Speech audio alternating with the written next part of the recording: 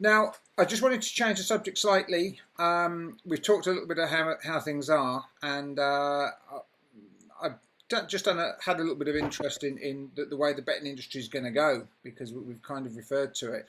I think one of the most interesting things for anybody who hasn't followed the situation recently, um, again, Lofty may kind of be more advanced in the background knowledge to this, but my understanding is that the Caesars Group, who have taken over William Hill, American company, obviously Caesars Palace, etc., major global player in internet gambling.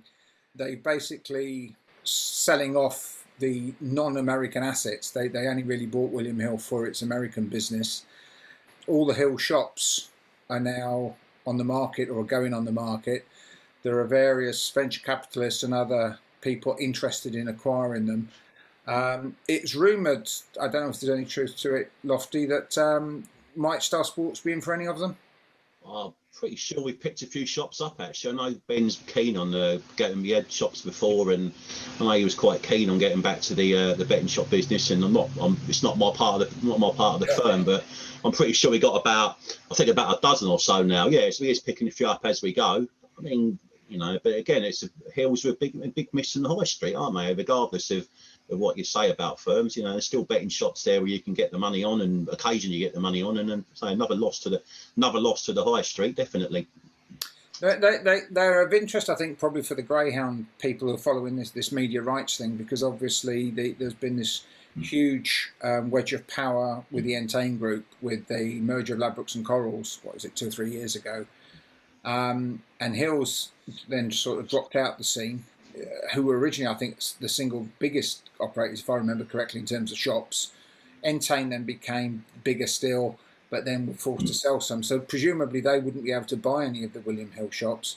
So we could see quite a change in the dynamic of the off-course industry, couldn't we? Because, if I think Fred Dunn is supposed to be interested in some, if you're interested in some, which again, looking at the whole media rights thing, it means that the those who kind of stick with the SIS model, if there are enough of them, it kind of takes a little bit of clout away from the Ark Entain side of things.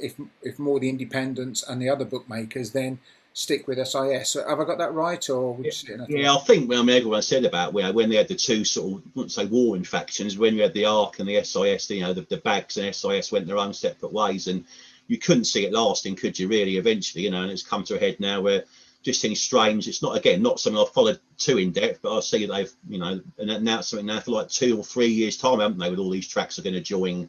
Going to join into one entity. A few tracks are left out. I mean, Toaster, for example, but you can certainly see Toaster. I think there's enough vision there for them to want to go their own way and do their own thing. And, I dare say they probably will do as well. But yeah, as you say, I mean, people have mentioned about these, this often mentioned line of having 12 super tracks. It sounds horrible to mention, but at the moment, it's a case of only the strongest are going to survive. And you can only really see the Entain owned tracks and the ones that are owned by Ark at the moment. The independent tracks, I think, are going to struggle and eventually go by the wayside. And I can probably see in another 4 or 5 years' time there being a few more, certainly being a few more track closures, and it's not something that's good for that point. Just for the just for the on-course people would go into back to the track and betting, as well as having the stuff they're going through to the betting shops which they need.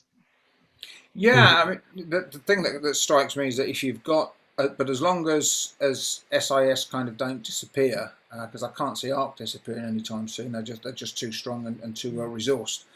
There will still be a need for two group, if only for SIS to say, well, we've still got our contracts, we still need X number of tracks open, and we will need Fred Dunn and Betfair Paddy Power and others, Bet365.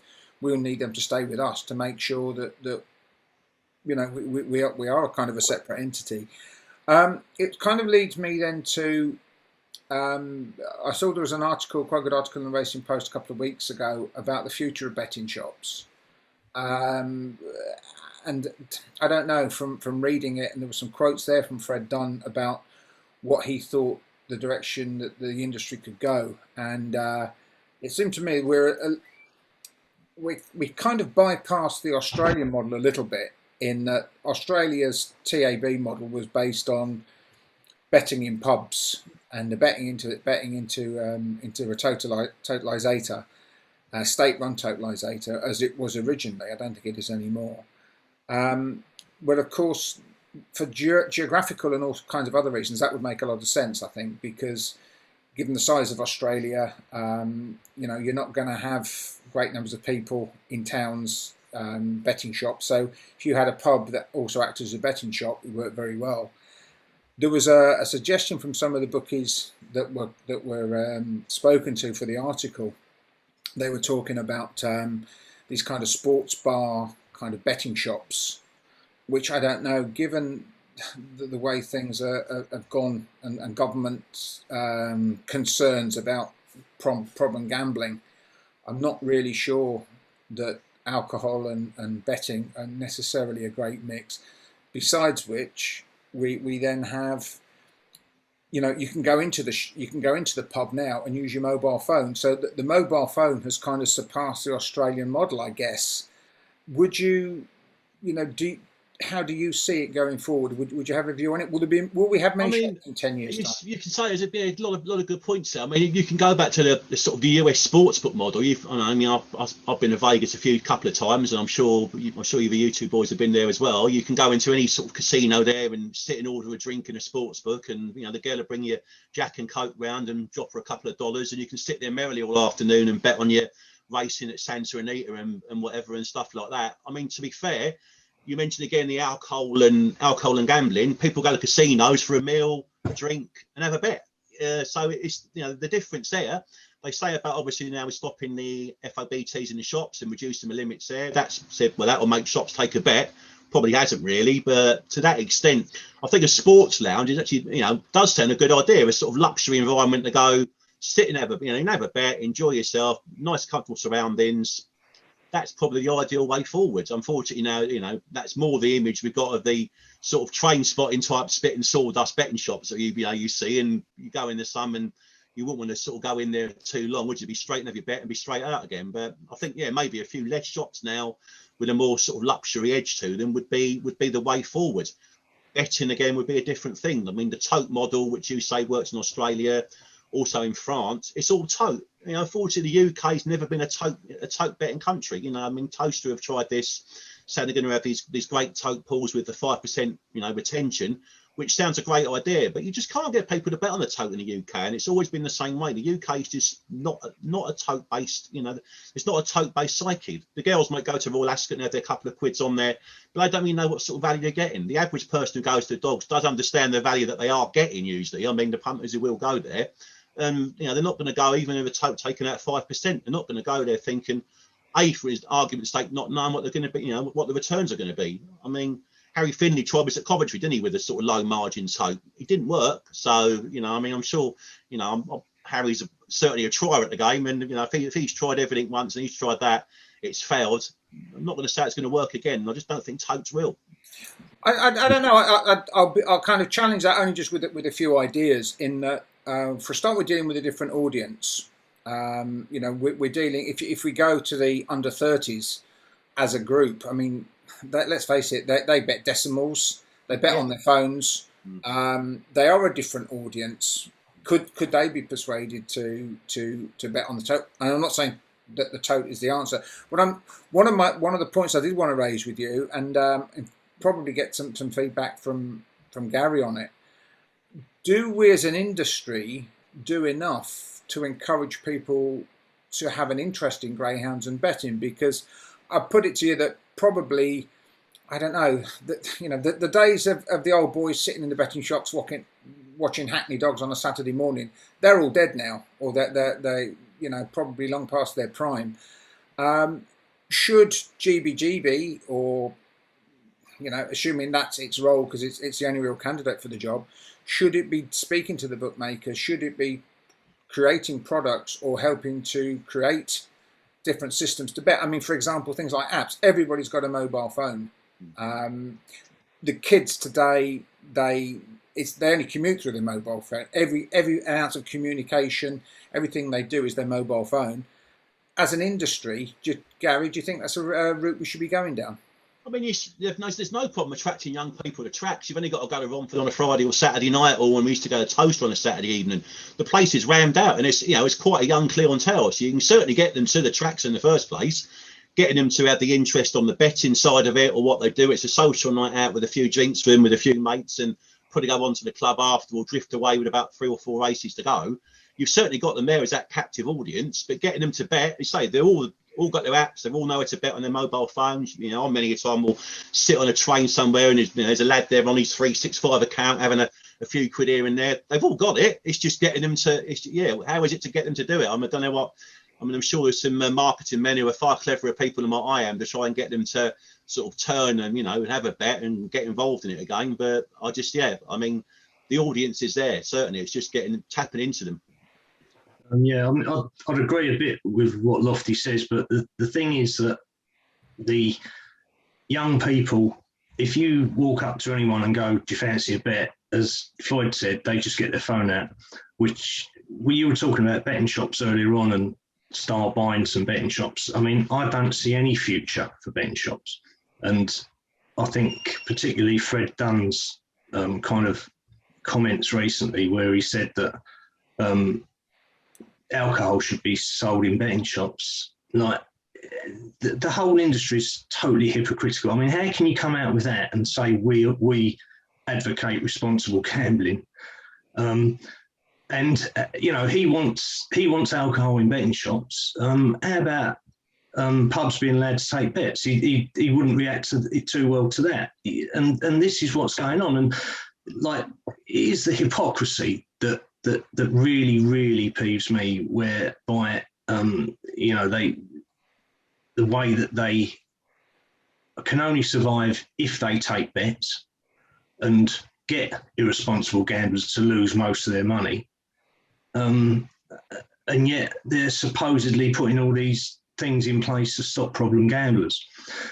Also, you've got a thing now where this source of fund kind of ideas coming about, which again is crazy, absolutely crazy. You can't source your fund if, say, you've won £500 in a betting shop down the road and you were going home, but then you decided to go in a betting shop on the way and you've got £500 in your pocket that you've won. And they go, prove the source of funds. It's impossible, but you might want to have a bet. Just ludicrous. And, Corals have come out of it today saying that they want source of funds for any bets of £200 or more.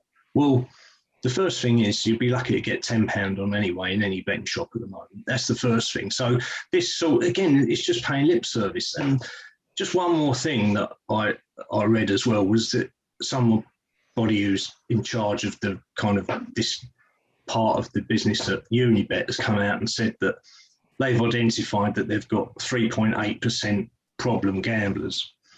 And this is looking at their accounts or according to their figures. And they want to get it down to 0%. Well, let's be honest, the 3.8%, if it was done purely on active accounts, yeah, but they've probably got, say they've got 2 million accounts. I would say that 50% of those kind of either can't get a bet on or are not active. And then if you actually then break it down again, so it's probably a quarter of their accounts are actually active, and of that 3.8, they're taking 3.8 of the whole lot of the accounts. So again, it's just lip service to kind of directives by government, and none of it's all fake. It's none of it is actually got any basis in truth or actuality or reality, in my opinion. Lofty?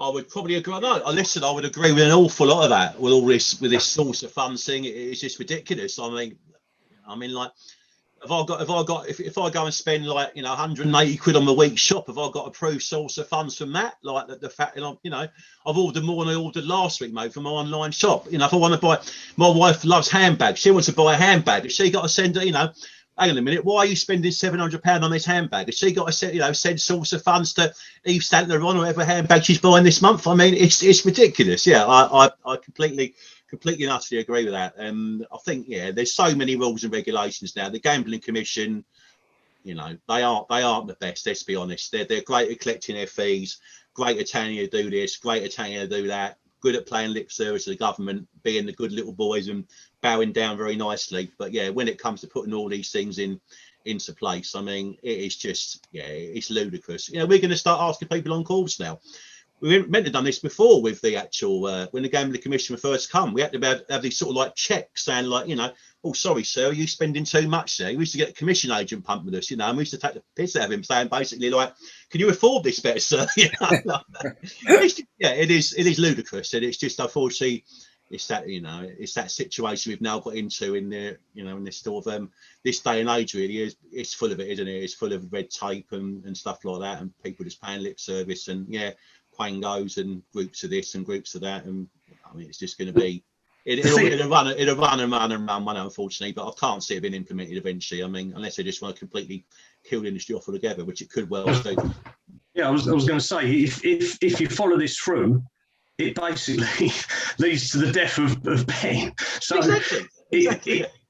But whoever's come up with it, and you know, they must be a little bit more forward thinking than just saying, right, this is a way to kill it. Eventually, everyone will just disappear. Well, it'll be just driven underground, won't it? They'll be back to the old, we'll turn full circle. We'll be back to the street bookmakers again, like standing on the corner, like the dodgy character. Like, you know, you get 2.5 for 1, the free dog in the first at Crayford. You've got that, and off it goes. It'll be the same again. It'll be full circle. Yeah, back to the days. And who could blame them? Shops opened in the 60s or whatever. Yeah, who could blame them? And who could, you know, they're providing a better service than the legal service. Definitely, yeah, no, definitely. I totally agree. Yeah. I suppose the only thing that will likely stop it is when the government look and see what their revenues have come from, their betting revenues of how they plummeted in the previous, I don't know, year or so. Until then, we've probably got to suffer it and have people lobby them, and hopefully eventually they'll listen, because ultimately, you know, the whole ground industry is entirely dependent on bookmakers and the betting industry, and much as we like to have a whinge about it, you know, we certainly the industry certainly wouldn't carry on in anything other than a kind of an amateur enthusiast way, would it? But for the betting industry. So I think that's probably where it's going to end up. Gentlemen, on that depressing note, thank you for that. Maybe we can do this again. I'm going to come up with some more interesting questions for you both.